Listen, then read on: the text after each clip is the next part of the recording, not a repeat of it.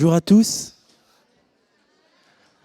je m'appelle Michel Motte-Mora, j'ai 36 ans, je suis éducateur technique de cuisine à la protection judiciaire de la jeunesse, artisan charcutier traiteur et boxeur professionnel. Pas mal pour un noir, hein. Cette réflexion peut choquer, et pourtant je l'ai essuyée durant mon apprentissage. Ah, dis donc, tu travailles bien pour un noir. Ou alors on m'appelait Francis, comme un apprenti qui était dans l'entreprise précédemment. Ah, mais de toute façon, les noirs, vous vous ressemblez tous. Et je vous passe les blagues sur les bananes. Ces discours m'ont d'abord révolté, puis m'ont donné la force et l'envie de montrer que j'étais capable d'y arriver. Si je suis là aujourd'hui, c'est pour vous passer un message à travers mon histoire. Mon parcours est assez atypique et fait de beaucoup d'échecs, de déceptions, difficultés. Mais au final, si on tient notre fil de conduite, on tient à nos rêves, nos objectifs, et à force de travail, on peut y arriver. Comme je vous l'ai dit tout à l'heure, j'ai 3 vies. Ma première, c'est que je suis artisan charcutier traiteur.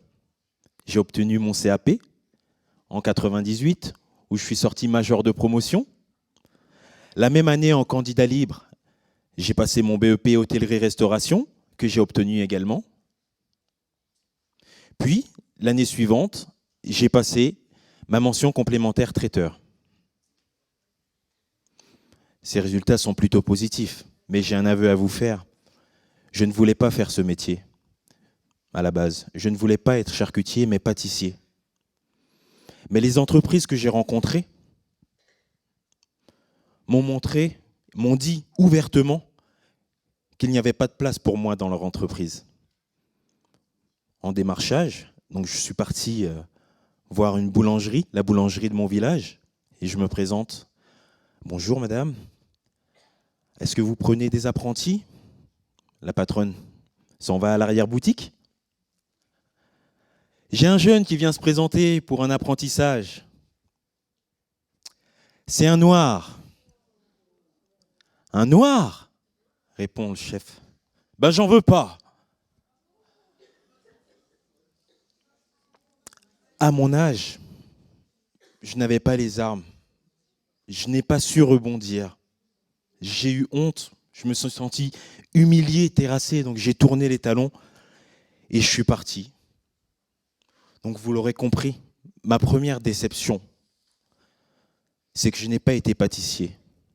Mais ma première réussite professionnelle, c'est que je suis artisan, charcutier, traiteur à mon compte depuis près de 14 ans et que j'adore mon métier. Je suis vraiment passionné par ce métier.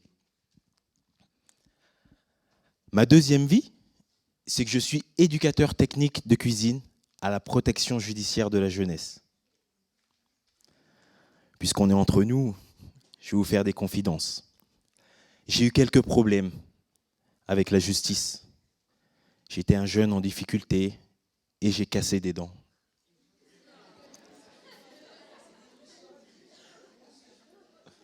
Non pas que j'étais un bagarreur, hein, mais j'étais quelqu'un qui ne se laissait pas forcément marcher sur les pieds.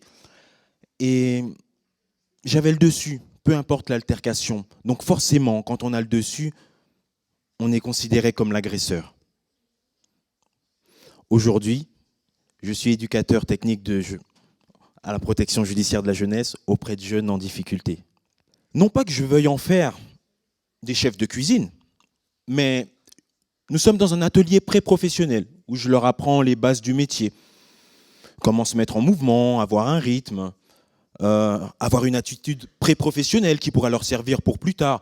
Et en même temps, savoir cuisiner, c'est toujours utile. Ce que je leur apprends aujourd'hui leur servira forcément pour demain. Je leur apprends également la boxe dans des ateliers BEA, Boxe Éducative Asso. Pareil, non pas que je veuille en faire des sportifs de haut niveau, mais la boxe transmet énormément de valeurs. Aussi bien le dépassement de soi, la maîtrise émotionnelle, le respect du cadre, le respect de l'autorité. Ma troisième vie, c'est que je suis boxeur. Boxeur professionnel, toujours en activité. J'ai commencé ce sport, vous l'aurez compris, parce qu'il fallait me canaliser. Lorsque j'étais plus jeune, un peu turbulent, il a fallu vraiment canaliser cette énergie. Des amis ont proposé à mes parents le karaté, mais je ne me voyais pas forcément à travers ce sport. J'ai perdu mes 5 premiers combats parce que je ne m'entraînais pas comme il fallait. Et j'avais peur aussi. Parce qu'il faut savoir que monter sur cette enceinte de 6 mètres carrés, on a beau être le caïd de la cour de récréation, on prend des coups. Et les coups, ça fait mal. Donc si on n'est pas prêt physiquement et mentalement, on se fait démolir. Quand on rentre chez soi et que notre père nous demande « Alors mon fils, tu as gagné ?» Eh bien, on est mort de honte de répondre non. Pas une fois, ni 2, ni 3 fois, ou encore 4, mais 5 fois. 5 fois, j'ai dû regarder mon père en lui disant « Non, papa, j'ai perdu ». Et je peux vous assurer que cette douleur-là, elle est plus difficile que la douleur physique et que des coups qu'on reçoit. Donc j'ai fait le nécessaire, j'ai appris de mes défaites, de mes échecs, et je me suis entraîné dur, plus dur que les autres, parce que j'avais envie de montrer que j'étais capable de gagner. Mes dirigeants m'ont même offert la coupe de la honte. Je l'appelais comme ça parce que je n'avais rien gagné, et ils m'ont donné une coupe quand même que je ne méritais pas. Quelque part, j'avais une petite fierté quand même. Et j'avais envie d'en gagner d'autres des coupes, mais avec de vraies victoires. Donc je me suis entraîné dur, plus dur que les autres. L'année qui a suivi, j'ai remporté mon premier combat. Puis, j'ai été champion régional pendant 4 années consécutives. J'ai été meilleur boxeur, toutes catégories confondues. Invaincu pendant 5 ans, hors championnat de France. J'ai surfé sur la vague Michel Motte-Morat et je suis passé professionnel à 20 ans, avec des débuts un petit peu timides, avec 2 combats, 2 défaites. Seulement, ces défaites, elles n'étaient pas forcément justifiées. L'arbitre, voilà, il était chauvin, on dira. Donc je n'ai pas discuté la décision de l'arbitre, mais au fond de moi, je savais que je n'avais pas gagné. Mais ce n'est pas ce qu'on voyait sur le papier. Ce qu'on voyait, c'était Michel Motte-Morat vaincu au point. Et je devais encore rougir de ces défaites. Mon 3e combat, ce fut une victoire. Et là, j'étais relancé. J'ai enchaîné les victoires et les KO, les plus beaux KO de mon histoire de boxe. KO premier, KO deuxième, KO troisième. Et me voilà téléporté en finale du Critérium national Espoir. Malheureusement, je me suis incliné au point.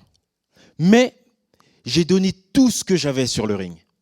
Je me suis livré comme jamais. Ce fut un combat grandiose. Jusqu'au dernier round, j'aurais pu l'emporter. J'ai vraiment été très très loin dans le dépassement de moi-même. Donc je n'avais pas à rougir de cette défaite. Et au fond, pour moi, cette défaite, c'était une victoire.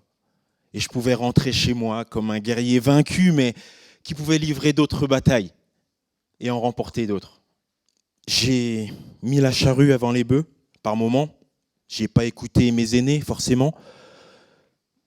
Toujours dans cette dynamique et dans cette envie de faire beaucoup de choses, peut-être trop de choses à la fois, j'ai pris un magasin, en plus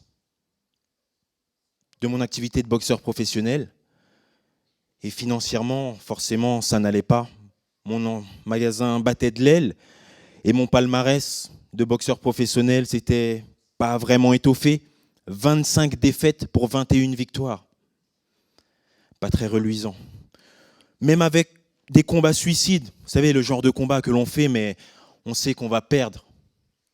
Mais financièrement, Forcément, ça aide à combler les trous. C'était pas suffisant. Mon magasin a fait faillite et je me suis retrouvé à la rue. J'avais plus de maison, plus de travail. Mon épouse travaillait avec moi également. C'est assez compliqué de partir à la course au rêve et embarquer tout le monde. Parce que j'ai des droits d'être rêveur, mais j'ai aussi des devoirs de père, de mari. Donc je me devais de rebondir. J'ai pu compter sur le soutien de mes parents qui m'ont aidé à me réinstaller dans une zone prioritaire, mais peu importe. Un magasin qui était fermé depuis plusieurs années, mais qui m'a permis de rebondir et d'assurer de pouvoir entretenir ma famille.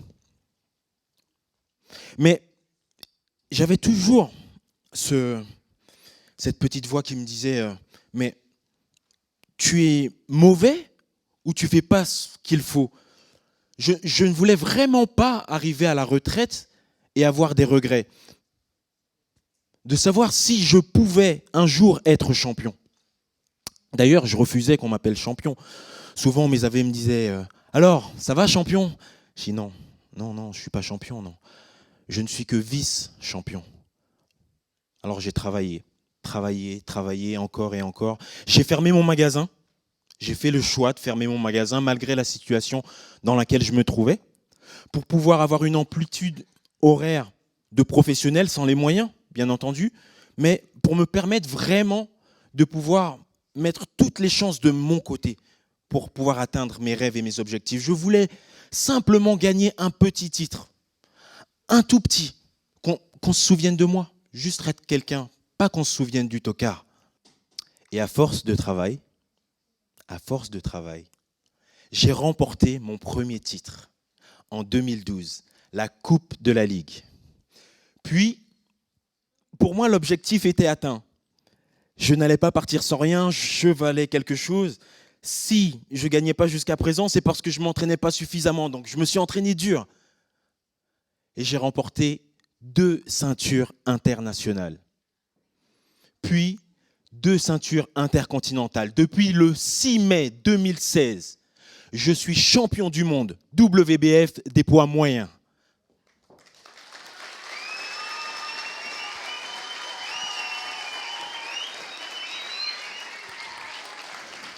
Je n'ai pas remporté un titre.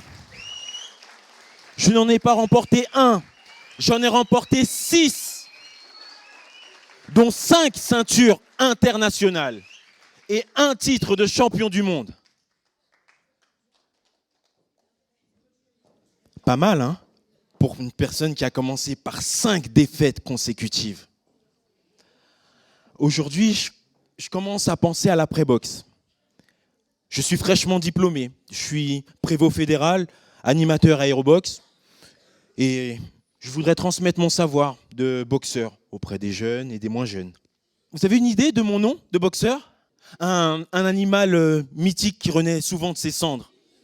Le phénix, c'est ça. Parce que cette image, elle me colle à la peau. Quand on regarde bien, je suis tombé souvent. À chaque fois, je me suis relevé. J'ai su me relever encore plus fort. Eh bien, peu importe dans votre vie que vous connaissiez des échecs, que vous tombiez, il faut vous relever. Quand vous vous relèverez, vous vous relèverez encore plus fort. C'est pour vous dire, croyez en vos rêves. Peu importe ce qu'on vous dit, peu importe les échecs, si vous travaillez dur, vous y arriverez. Comme j'y suis arrivé et comme je suis fier aujourd'hui de venir vous présenter ma ceinture, croyez en vous, croyez en vos rêves.